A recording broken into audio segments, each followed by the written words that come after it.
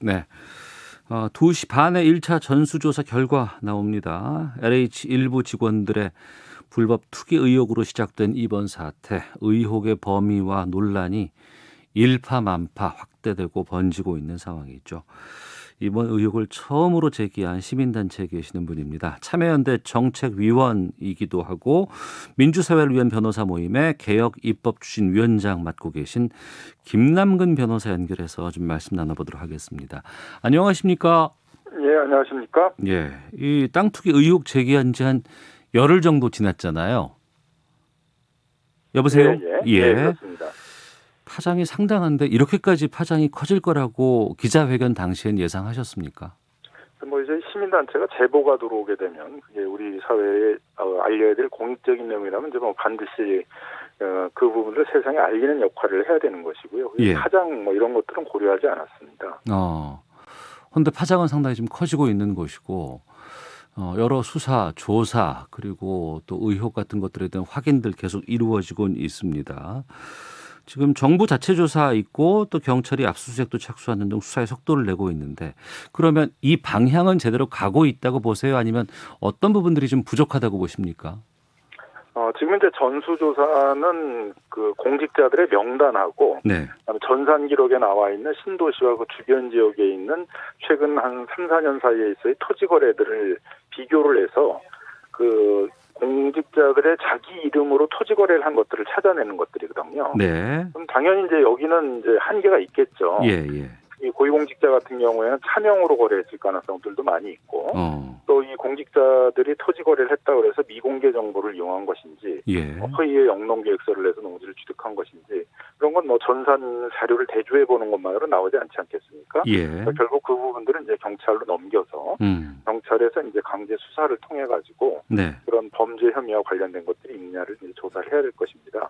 다만 전수조사 결과에서 공직자들이 자기 이름으로 토지 거래를 한 부분에 대해서는 어쨌든 공직자윤리법상의 이해충돌 방지 의무 위반이 되는 건 맞거든요. 공직자가 청렴하게 자기 직무를 수행해야 되는데 그런 이제 투기적인 행위들을 했다라는 것들은 그 부분에 대해서는 뭐 징계가 필요하면 관련 소관 부처에서 뭐 징계 같은 것들을 할 수 있다라고 보여집니다. 네. 정부가 조사 신뢰도 높이기 위해서 민변 참여연대 우리 함께 좀 합시다라고 제안을 했는데 거절했다 이런 것이 좀 나오곤 있는데 확인해 주실 수 있을지 궁금하고요. 또 거절했다면 왜? 사실이 아니고요. 저희가 뭐 정부로부터 그런 그 조사 과정에 참여해달라는 것들을 공식적으로 요청받은 바는 없습니다. 다만 이제 언론들에서 그런 문의들이 계속 왔었기 때문에 저희들이 이제 자체적으로 좀 논의를 해본 거는 조사 과정의 신뢰도를 높이는 건 이제 언론이나 뭐 다른 조사기관이나 이런 데가 참여해서 해야 될 부분인 것 같고 문제를 제기한 시민단체가 그 조사 과정에 직접 참여하는 것은 뭐 적절치는 않은 것 같다 이렇게 저희들이 생각을 한 거고요. 또 전산을 통해 가지고 명단을 대조하는 거니까 지금 작업은 수사를 하는 게 아니지 않습니까? 그러니까 그 전산과 그 공직자들의 명단을 대조하는 과정들이 그렇게 뭐 신뢰 훼손이 가고 그럴 문제는 아니라고 생각이 들어서 그 조사는 작업 과정 자체는 저희가 이렇게 참여할 필요는 없겠다. 이게 저희가 판단한 것입니다. 그렇군요. 알겠습니다. 저희가 일주일 전에 서성민 변호사와 인터뷰를 좀 가졌었어요. 당시만 해도 이렇게 확산될 수 있는 상황인가 좀 궁금하기도 했고 후속되는 제보들 계속 받겠습니다라는 말씀해 주셨거든요. 기자회견 이후에 이제 관련된 제보가 좀 계속 들어오고 있습니까? 그래서 저희가 이제 그 제보를 받은 걸 일주일 동안 제보받은 건 이번 월요일 날 저희가 보도 자료를 이제 그 발표를 했었고요. LH 직원들이 그 광명시흥지구에서 토지를 매입한 거에 대해서는 2건 정도를 저희가 일단 명단을 대조해서 확인을 했는데 그 부분에 대해서는 뭐 저희는 1건 정도는 그 여러 명이 투자를 한 거기 때문에 뭐 사실로 확인될 부분이 아닌가 생각이 드는데 아마 오늘 정수 조사 결과에 아마 나오지 않을까 생각이 들고요. 또 지방자치단체 광명시청의 공무원이 이제 투기했다는 건 저희가 광명시청 공무원이 2명인지를 확인하기가 어려워서 언론에 이제 전달을 했는데 MBC에서 확인한 바에 의하면 이제 광명시청 공무원으로 확인이 됐어. 그걸 계기로 해서 광명시청도 그 공무원들이 그 지역에 토지를 매입하는 행위를 했는지를 조사하고 있는 것으로 알고 있습니다. 나머지 부분들은 이제 대부분 뭐 일산이나 김해 뭐 이런 데서 LH 직원이 투기를 했다라는 얘기가 있다 이런 식의 이렇게 전달받은 어떤 제보들을 이렇게 전달하는 식의 내용들이어서 예. 그리고 어떤 토지가 특정돼 있질 않아서 저희가 추가적으로 이렇게 조사할 수 있는 내용들은 아니었습니다. 그러니까 민변과 참여연대에서 이 기자회견을 열고 난 이후에 이게 엄청난 후속 보도라든가 뭐 여기저기 가보고 사진들 다 나오곤 있습니다만 저는 궁금한 게 이렇게 확인될 수 있는 내용들 민변과 참여연대가 조금 더 조사했으면 충분히 나올 수 있는 내용들을 그동안 왜 우리는 전혀 모르고 있었을까라는 생각이 들기도 하거든요. 이제 저희가 좀 충격을 좀 받았던 거는 LH 내부에서 예. 이렇게 신도시 지역을 지정을 하게 되면 그로부터 한 3, 4년 전에 토지 거래 같은 것들을 조사를 해서 예. 직원들이 토지 투기를 했는지 이런 부분을 확인해야 되는데 네. 그런 부분들을 이렇게 정기적으로 조사하는 시스템이 없었다. 아. 그 부패 방지에 대한 예방적인 시스템이 이제 없었다는 거죠. 예. 그래서 이참에 이제 LH 내부에 뭐 부패 방지 센터 같은 것들을 둬서 적어도 LH가 개발하는 그런 지역에 대해서는 정기적으로 조사를 한다라는 것들이 필요하다는 생각이 들었고요. 예. 또 하나는 이제 LH 직원들도 공직자윤리법상 공직자인데 예. 공직자는 어쨌든 참여 의무가 있거든요. 예. 그런 어떤 이제 공직자로서의 윤리 의식이 거의 부재했던 것 같다라고 이제 보였다는 겁니다. 마치 전문 투기꾼들이 하듯이 토지를 사가지고 그걸 뭐 4개로 쪼개가지고 한 4개의 어떤 대토권이나 아파트 입주권 같은 거를 받으려고 했다라든가 네. 또는 논에다가 벼농사를 짓겠다고 영농계획서를 내놓고 거기다가 묘목을 심어놓고 또 뭐 묘목에 대한 보상이나 아니면 지목을 이제 논에서 밭으로 바꿔가지고 보상을 받으려고 했다라든가 네. 그런 점에서 보면은 좀 이 많은 개발 정보들에 접하고 또 많은 그 개발 사업들을 추진하는 기관으로서의 공직자들의 윤리식을 좀 높이는 작업들이 필요하겠다라는 점들을 이제 생각했습니다. 네. 그러니까 LH 직원으로 시작이 됐습니다만 이게 경기도 광명시 소속 공무원, 시흥 공무원 이런 곳에 지자체 이제 공무원들도 포함이 되고 있고 그럼 여기만 그럴까? 3기 신도시만 그럴까? 아니면 전국에서 여러 가지 지자체에서 하고 있는 개발 사업들 상당히 많지 않겠습니까? 예. 이게 이 사안이 어디까지 갈 거라고 보세요? 이렇게 신도시가 어떤 대규모 개발 사업이 있는 경우에는 그 개발 사업을 예상하고 개발이 예상되는 지역에 농지를 사들이는 그런 네. 투기 행위들이 많이 있었거든요. 예. 신도시 때도 한 15,000명 정도의 투기 사범들을 조사를 해서 처벌을 하거나 네. 제재를 가했던 게 있었고 2기 신도시 만들 때도 이제 그런 게 있었거든요. 3기 신도시에도 똑같은 문제들이 좀 재현됐다라고 생각이 들고요. 이참에 이제 그런 신도시 개발 사업들이라든가 그에 준하는 큰 개발 사업이 있던 곳에 대해서는 네.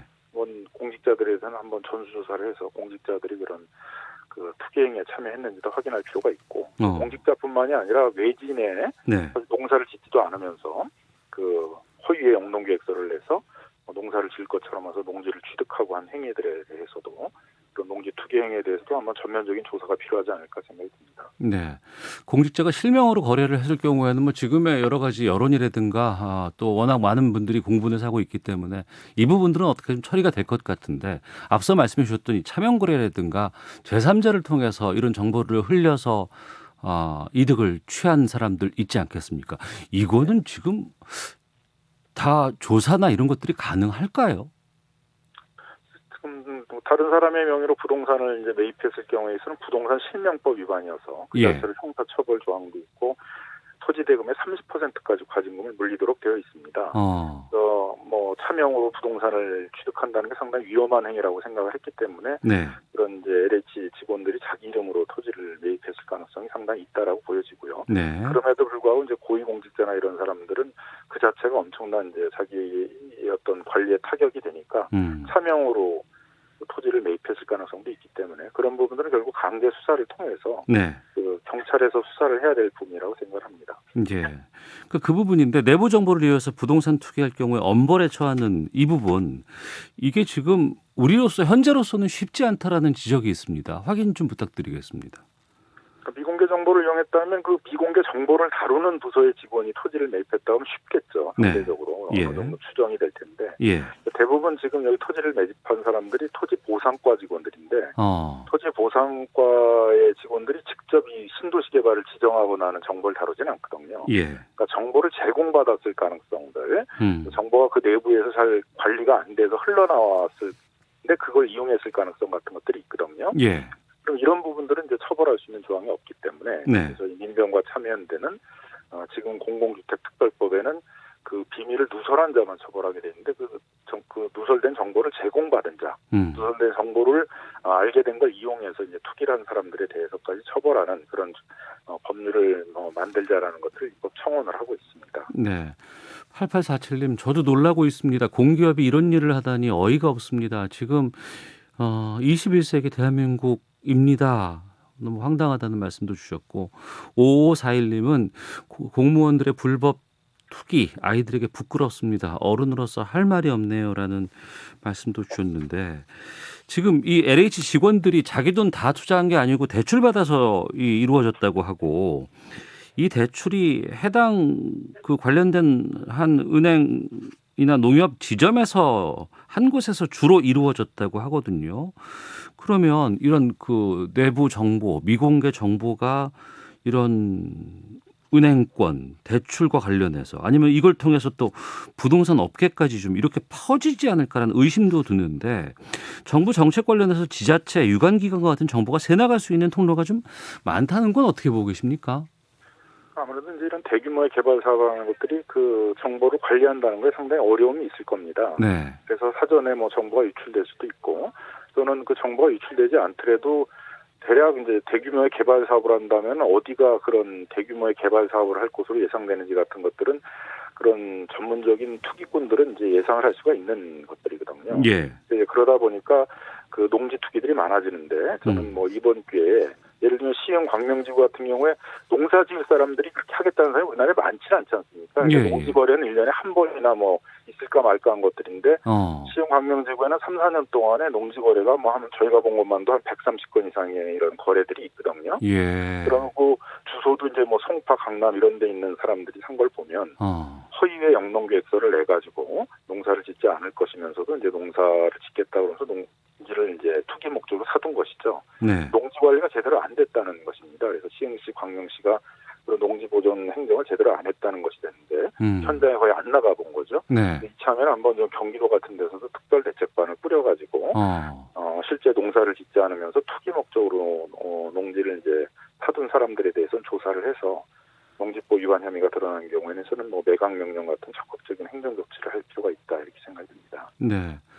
이번 상황에 분노만 할 게 아니라 다시는 이런 일들이 반복되지 않도록 여러 가지 것들을 좀 조치를 취해야 될 것 같은데, 그 가운데 이 LH 직원들이 이 사태 벌어지고 나서 조사하려고 하니까 개인정보 이용 동의서를 거부한다더라라는 기사도 봤고요. 또 그 익명의 글들을 LH 소속 추정되는 직원이 썼다고 하는데 내부에선 신경도 안 쓴다더라. 털어봐야 차명으로 해서 찾지도 못할 것이다. 이런 글도 나왔다고는 합니다. 이렇게 이게 근데 현실적으로 이게 사실이라고 한다 그러면 좀 어려움도 좀 있을 것 같은데, 이런 이 공기업들, 공직원들, 공무원들의 도덕 불감증 이런 부분들은 우리가 어떻게 이걸 해결할 수 있을까요? 네, 그래서 이제 저희는 그 공직자윤리법상의 좀 이해충돌 방지금에 대해서는 뭐 징계 사유밖에 되지 않고 따로 처벌 규정이 없습니다. 네. 근데 공직자는 어쨌든 자기 직무를 청렴하게 수령해야 되는데 그 과정에서 자기가 그 직무와 관련돼 가지고 부동산 투기 같은 것들 한다 그러게 되면 자기 직무하고 충돌을 한다는 것은 다 인식하고 있는 것 아니겠습니까? 예. 이런 이해충돌 방지 행위를 했을 경우에 있어서는 뭐 가볍더라도 형사 처벌을 하고 그 과정에서 얻은 투기익들에 대해서는 환수를 하는 이해충돌 방지법이 추진될 필요가 있는데요. 예. 현재 이해충돌 방지법은 이제 지난 20대 국회 때 손혜원 의원이 해서 그 이해충돌 방지법을 제정하자는 논의가 있었는데 네. 20대 국회에서 이제 논의만 하다가 제대로 처리가 되지는 않아가지고 무산된 바가 있어서 뭐 이번 국회에서는 다시 좀 처리됐으면 하고요.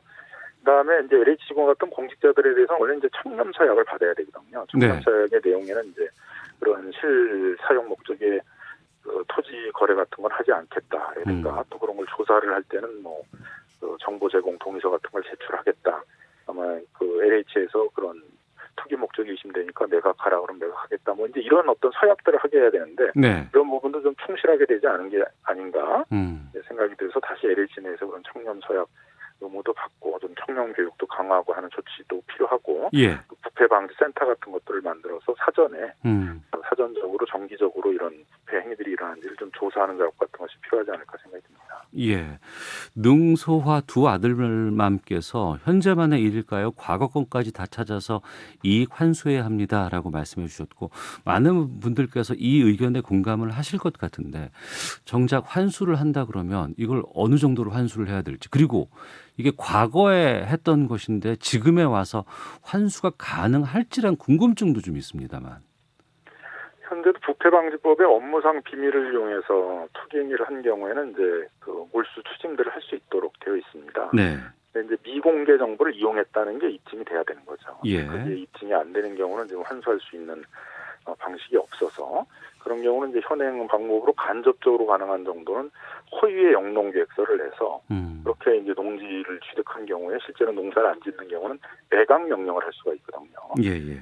그래서 뭐 광명시, 시흥시, 경기도가 조사를 해서 그 허위로 영농계획서를 내서 농지를 취득한 부분에 대해서 매각 명령을 내리면 이 농지를 사가지고 향후 뭐 대토를 받는다든가 아파트 입주권을 받는다든가 그런 높은 보상금을 받으려는 그런 어떤 투기 이익들을 실현하는 것들을 차단할 수 있어서 네. 그러한 적극적인 좀 조치들이 필요하다고 생각이 듭니다. 예.